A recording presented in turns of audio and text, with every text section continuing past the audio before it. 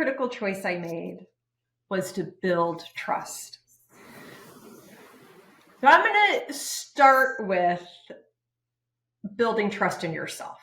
And I'm going to start there, and because that's the most personally impactful to me. Like, I couldn't inspire the trust of anyone until I first learned how to trust myself. I bet every young woman and young leader looks at you and hears you and observes you and is like, Aashika is the most confident ruling the world ever. Has there been a time you've had to build trust in yourself? And how did you do it? I think confronting difficult conversations regularly in your life, right? Doing something that you have to do, moving that to a place where you like want to do it. You sort of find a way to do it at peace with yourself. I think doing that like regularly certainly makes you doubt yourself. And it should, because it should make you ask questions about whether or not you can trust your intuition, because so much of bias is built into intuition. So much of bias we just categorize under intuition. And so you really do, I think, have to be open to like what questions it prompts within you and your thought process, like about, you should reflect on your thought process. Like, I build trust in myself by introspection, reflection, meditation, by like calibrating my approach, but actively like trying to check my emotions and knowing where they are when I'm like just like trying to navigate a difficult, charged situation.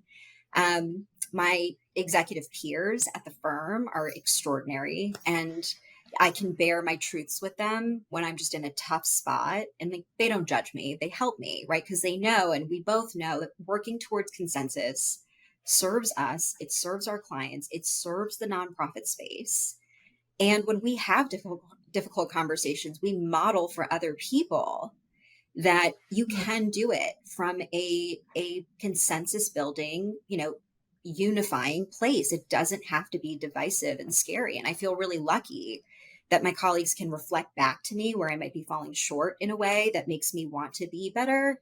But building trust in myself, losing trust in myself, like these things are a flow. And, for any healthy person that's trying to like do this thing that's like the educational journey of life, like you just have to be willing to acknowledge that you're at different places with that question at different times. It's a flow. I love the way Flow. that you put that. And we know this. I know this as just in my career, professionally and personally. It's easier to shy away from difficult conversations. Like, literally, the easy thing is to not have them. And that doesn't change anything. And your theme throughout this conversation is so strong for me, because I have a 13-year-old daughter. I hope that she learns and that I can model the behavior like you model the behavior for those people on your team and those clients that you work with and those people that are outside of business. You model the behavior around difficult conversations and how that builds trust. I hope as a mom that I model that for Lily. So that's just a little thing. When you say that, it makes me think about teaching others, even at a very young age, not to shy away from it, to embrace it. And I just want to reflect on that for a moment, if I may, Trish. Like, please. The whole industry of consulting exists because businesses, organizations, groups of people, individuals can't get to where they want to be. There's something preventing them from getting where they want to be, to that like next level of what they're trying to manifest. And for us, that's fundraising. It's money for nonprofits. And what I generally encounter when I meet new clients is that what's holding them back from that next level is something that they've just not been wanting to discuss. Something that they've just not, or it's not even a matter of want. Sometimes like they can't, there's structures that prevent that. There's a lot of different reasons. And I don't even think that the reasons really matter. It's just the fact that we have just this opportunity and this great responsibility to be a facilitator in removing that roadblock. And I just feel so lucky, for that to be my job. And you certainly can't walk into those spaces not paying attention, like to yourself and like to the entire holistic situation. Like these are big things, and solving them right means that you can solve them for a long period of time.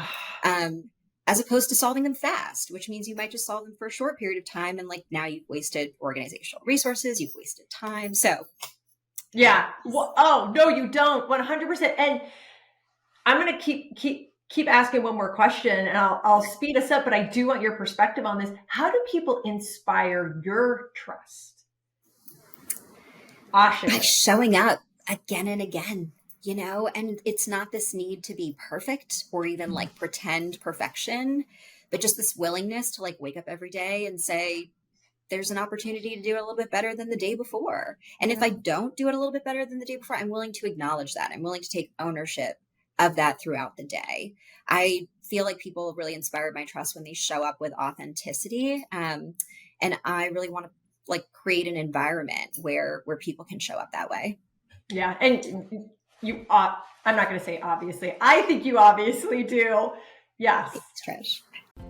Thank you for joining me for this episode of the Choose and Become interview series.